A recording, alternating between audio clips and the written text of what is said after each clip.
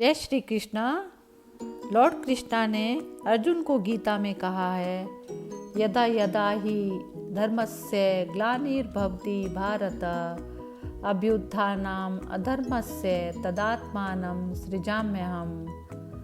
हे भारत, जब जब धर्म की हानि और अधर्म की वृद्धि होती है तब तब मैं अपने रूप को रचता हूँ, अर्थात साकार रूप से लोगों के सम्मुख प्रकट होता हूँ। श्री कृष्ण ने अवतार लेकर धरती पर कई प्रकार के चमत्कार किए। उनमें से 5 चमत्कार की कहानियाँ मैं आपको सुनाने जा रही हूँ। श्री कृष्ण और सुदामा आश्रम में शिक्षा ग्रहण करते थे। सुदामा श्री कृष्ण के मित्र थे। दोनों युवा अवस्था में थे। एक दिन आश्रम में लकड़ियाँ समाप्त हो गई और गुरु माता परेशान होने लगी। गुरु माता ने श्री कृष्ण और सुदामा के साथ उनके अन्य साथियों को अपने पास बुलाया और आज्ञा दी कि बच्चों, आश्रम में लकड़ियाँ समाप्त हो गई हैं, आप लोग जंगल जाओ और लकड़ियाँ लाओ। गुरु माता ने उन्हें एक पोटली देकर कहा, अगर भूख लगे तो इसमें से चने निकाल कर बराबर बांट लेना। श्री कृष्ण और सुदामा पोटली लेकर आज्ञा मानकर लकड़ियाँ लेने के लिए जंगल में गए। सभी जंगल में पहुंचकर लकड़ियाँ इकट्ठी करने लगे। लगभग सभी ने इकट्ठी कर ली लकड़ियाँ, लेकिन शाम हो गई थी। साथ में मौसम भी बहुत ज़्यादा खराब होने लगा। मौसम इतना खराब हो गया कि बारिश होने लगी और तूफान भी बड़ी ज़ोर से आने लगा। तूफान और बारिश रुकने का नाम नहीं ले रही थी। तो श्री कृष्ण और सुदामा ने सोचा कि हम एक पेड़ पर चढ़ जाते हैं, जिससे हम बारिश में भीगने से बच जाएंगे। दुर्भाग्यवश ऐसा नहीं हुआ। दोनों पेड़ पर तो चढ़ गए, लेकिन वह भीगने से नहीं बचे। बारिश भी तेज होने लगी। बहुत ज़्यादा रात हो गई, लेकिन बारिश नहीं रुकी। दोनों ठंड के मारे काँप रहे थे। तभी सुदामा को याद आया कि गुरु माता ने हमें चने की पोटली दी थी। सुदामा ने अपने मन ही मन सोचा कि श्री कृष्ण को याद नहीं है कि गुरु माता ने हमें चने की पोटली दी थी। सुदामा चने चुपके चुपके खा रहा था। श्री कृष्ण को चने चबाने की आवाज़ आ रही थी। तभी श्री कृष्ण जी बोल पड़े, अरे सुदामा, गुरु माता ने हमें जो चने की पोटली दी है उसमें से मेरा हिस्सा लाओ। सुदामा हैरान हो गए और श्री कृष्ण से कहने लगे, अरे मित्र, मुझे लगता है वह चने कहीं गिर गए। श्री कृष्ण यह सुनते ही चुप हो गए। वह जानते थे कि सुदामा चने खा रहा है, लेकिन उन्होंने सुदामा को कुछ नहीं कहा। लेकिन समय बीतता गया और उन्हीं चनों की वजह से सुदामा बहुत ही दरिद्र यानी बहुत गरीब हो गए। शायद वही चने सुदामा की गरीबी का कारण बने।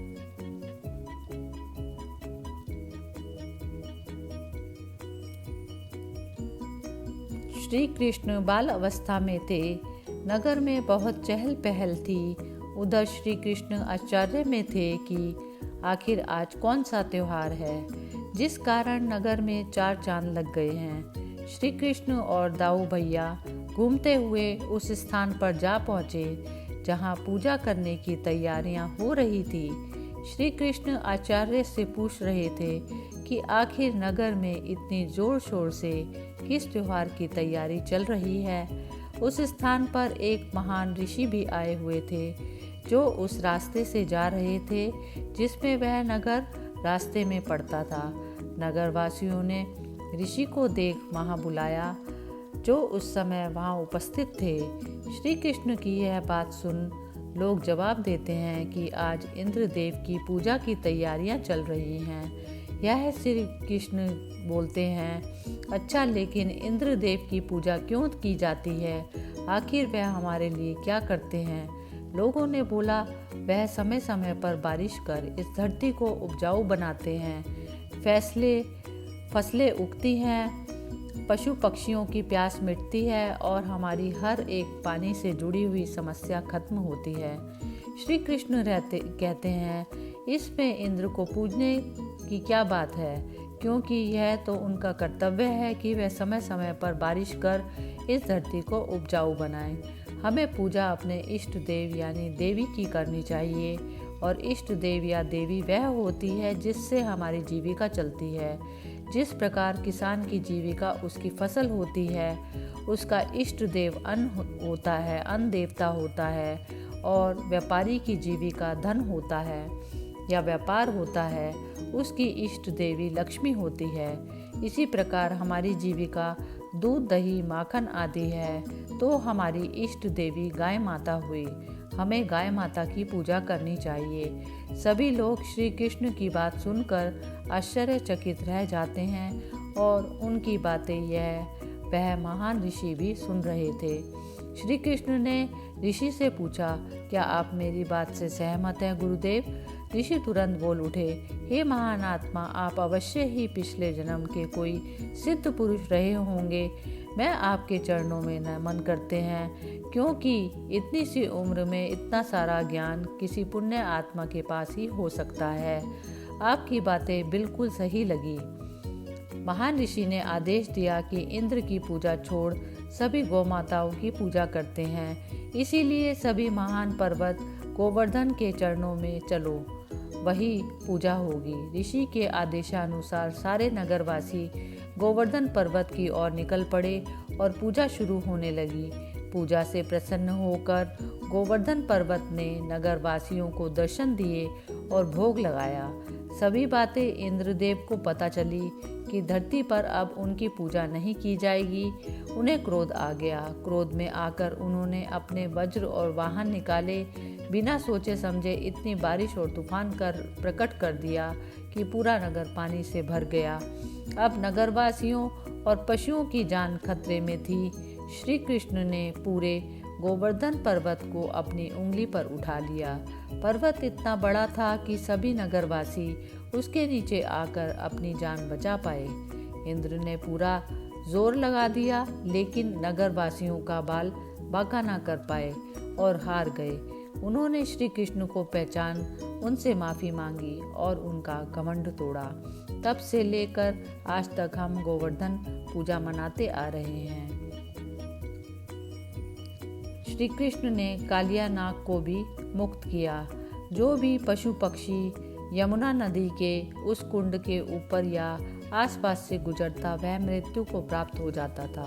कारण था कालिया नाग का वह भयंकर विष, जिसके कारण कोई भी पास से गुजरने वाला मनुष्य या जानवर अपनी जान से हाथ धो बैठता। वहाँ का पानी भी नीला पड़ चुका था। बेचारे निर्दोष पशु पक्षी उस जल को पीने वहाँ जाते तो उनकी मृत्यु हो जाती। भला उनका क्या दोष। एक दिन श्री कृष्ण जंगल में अपने मित्रों के साथ गेंद खेलते हुए इतना व्यस्त हो गए कि उनको पता ही नहीं चला कि कब वह उस कुंड के पास चले गए। इतना तो ठीक था, लेकिन श्री कृष्ण ने जोर से गेंद में अपना बल्ला मारा। गेंद सीधा कुंड में जा गिरी। मित्र इस बात से अनजान कि उस कुंड में भयंकर कालिका नाग रहता है, हठ करने लगा कि तुमने गेंद गिराई है तो तुम ही नदी से वह गेंद निकाल कर लाओगे। श्री कृष्ण सब जानते थे और उन्होंने गेंद भी जानबूझकर अंदर गिराई थी, क्योंकि उन्हें कालिया नाग को वहां से भगाना था। श्री कृष्ण मित्रों के हट करने पर खुशी खुशी नदी में कूदने के लिए नदी के किनारे एक पेड़ पर चढ़ गए। पास में ही एक नगरवासी गाय चरा रहा था। वह चिल्लाता हुआ पहुंचा, कान्हा उस कुंड में मत कूदो। श्री कृष्ण थोड़ा रुके और उसकी बात सुनने लगे। वह कहने लगा, लल्ला इस कुंड में मत कूदो, इसमें भयंकर कालिया नाग रहता है।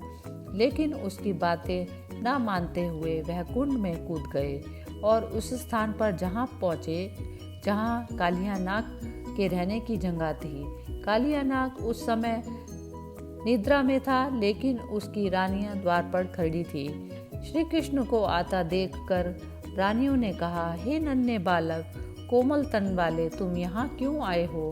और कालिया नाग के विष से तुम कैसे जीवित रह गए, जो इतना भयंकर है कि पास से गुजरने वाले को भी मृत्यु प्राप्त हो जाए?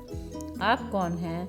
श्री कृष्ण कहने लगे, मैं यह जानता हूँ कि तुम्हारे स्वामी के विष से निर्दोष प्राणियों की जान चली जाती है और पानी विषैला हो रहा है, इसीलिए तुम उनसे कहो कि कहीं और अपना डेरा जमाए। श्री कृष्ण इतना बोल ही रहे थे कि कालिया नाग की आंख खुल जाती है। श्री कृष्ण उन्हें देखते हैं। वह इतना डरावना 10 फनों वाला, मुंह से जहरीला धुआं निकालता, आंखें खून जैसी लाल, इतना विशाल और डरावना कि कोई आम आदमी देखे तो मर ही जाए। जोर जोर से बोलने लगा, किस दुष्ट ने मेरी नींद में विघ्न डाला। श्री कृष्ण सामने ही खड़े थे। कालिया नाग कहने लगा, बालक, तेरा इतना साहस कि कालिया नाग के आगे सही सलामत खड़ा है। चल, हम तुम्हें माफ करते हैं। इसका फायदा उठाते हुए अपनी जान बचा और चला जा। श्री कृष्ण कहने लगे, जाना तो तुम्हें पड़ेगा, क्योंकि तुमने इतने पाप किए हैं, निर्दोष प्राणियों की जान ली है, पानी दूषित किया है, जिसके कारण अनेकों जीवों की जानें चली गई, इसलिए चले जाओ। कालिया नाग कहता है, इतना साहस, लेकिन फिर भी मैं तुम्हें बालक समझकर तुम्हें छोड़ देता हूँ, इसलिए चले जाओ। श्री कृष्ण जी कहते हैं, मूर्ख, तुम्हें जाना होगा।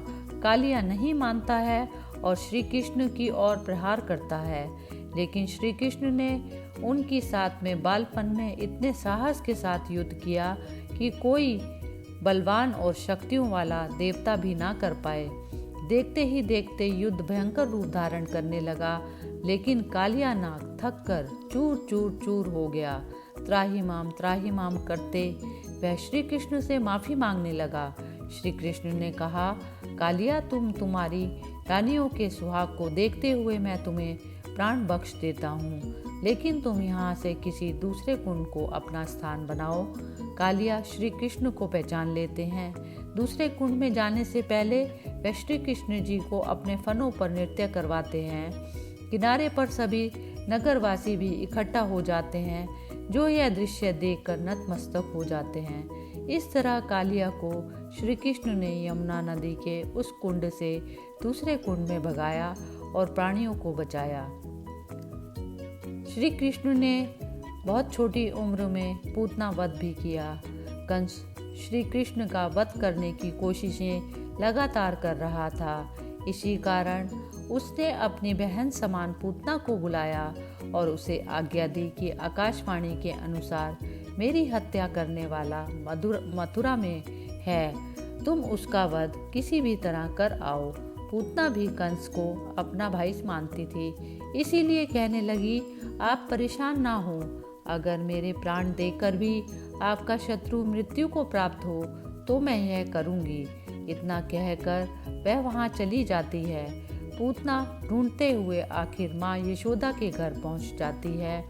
एक ब्राह्मणी का रूप धारण कर वह अंदर प्रवेश करती है और यशोदा से कहती है, मैं एक सिद्ध और तपस्वी ब्राह्मण की पत्नी हूँ और मुझे सिद्धियाँ प्राप्त हैं कि अगर मैं किसी भी बच्चे को आशीर्वाद दूँ तो वह किसी भी तरह से विफल नहीं हो सकता।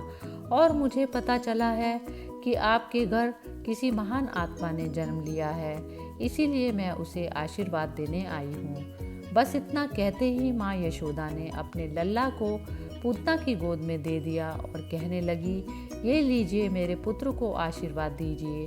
वह इस बात से अनजान थी कि ब्राह्मणी का रूप धारण किए यह पूतना राक्षसी है। वह श्री कृष्ण को पूतना की गोद में दे देती है। पूतना ब्राह्मणी का रूप बनाए उसे आशीर्वाद देने लगती है। आशीर्वाद देते समय वह कहती है, सुनिए, मुझे एक और सिद्धि भी प्राप्त है कि मेरे स्तनों में अमृत है। अगर मैं किसी को स्तनपान कराऊं तो वह अमर हो जाता है। यशोदा माँ कहती हैं, हाँ जरूर, अगर आप ऐसा कर सकती हैं तो जरूर मेरे पुत्र को स्तनपान करवा कर अमर बना दो। पूतना श्री कृष्ण को गोद में लिए उसे स्तनपान करवाती है, लेकिन तभी पूतना अपना विकराल डरावना रूप धारण कर और हाहाकार करती उड़ जाती है।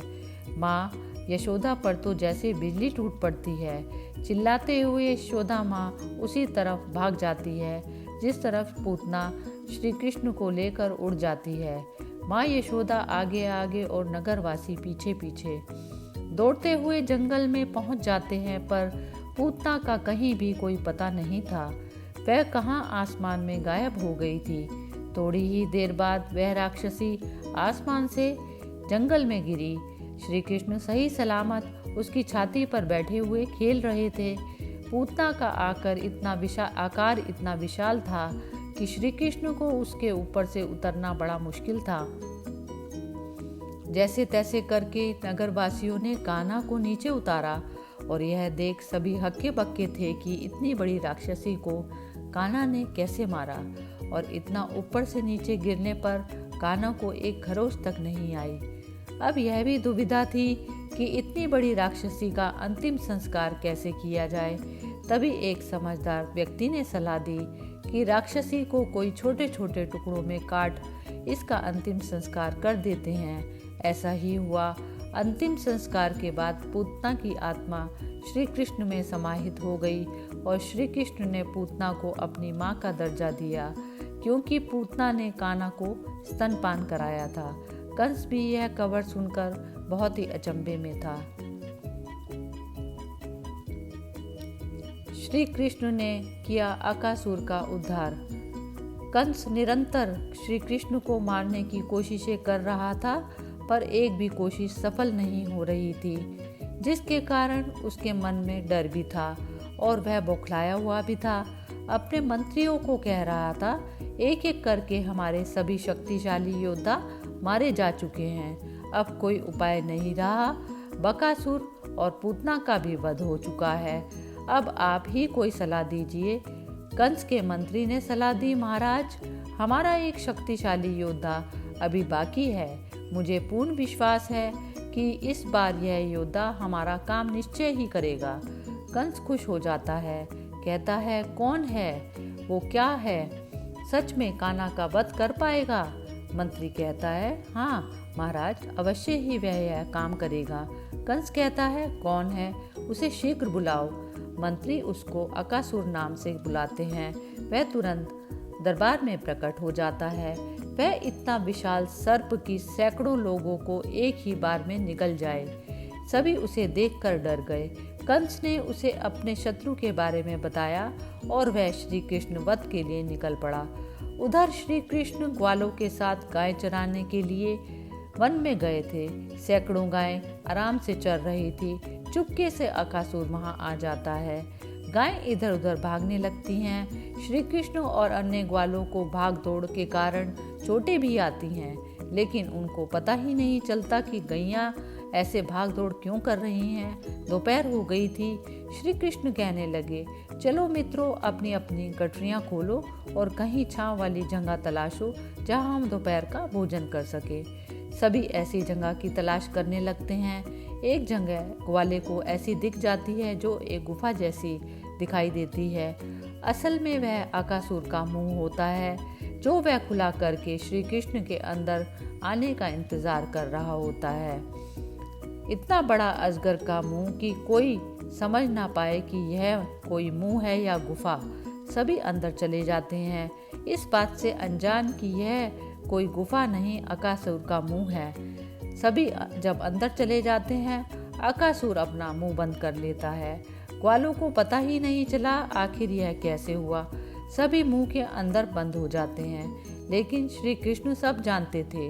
अकासुर मुंह को जोर जोर से हिलाना शुरू कर देता है, जिससे श्री कृष्ण को छोड़ सभी ग्वाले बेहोश हो जाते हैं। श्री कृष्ण अपना मुंह बढ़ाकर अकासुर का विशाल पहाड़ जैसे मुंह के 2 टुकड़े कर देते हैं। अकासुर की मृत्यु हो जाती है और उसकी आत्मा ज्योति बाहर निकलकर श्री कृष्ण को कहती है, मैं एक राजा का पुत्र था कामदेव, जैसा मैं बहुत सुंदर था, मुझे अपनी सुंदरता का बहुत घमंड था। एक दिन मार्ग से अष्टावक्र ऋषि जा रहे थे। मैं उनके टेढ़े मेढ़े शरीर को देखकर अपनी हंसी रोक ना पाया और उनका मजाक उड़ाने लगा। मैं उनको पहचान ना पाया। उनको इस बात का बहुत बुरा लगा, जिससे क्रोधित होकर उन्होंने मुझे श्राप दिया कि तू एक सांप की तरह कुरूप हो जाएगा। जब उन्होंने श्राप दिया, इसके पश्चात मैंने उनके पैरों में गिरकर क्षमा मांगी, तो उन्होंने कहा, श्री कृष्ण ही तुम्हारा उद्धार करेंगे और तुम्हारी आत्मा ज्योति उनमें समाहित होकर मुक्ति प्राप्त करेगी। तो इस प्रकार थी श्री कृष्ण भगवान की कहानियाँ। लीलाएं। जय श्री कृष्णा।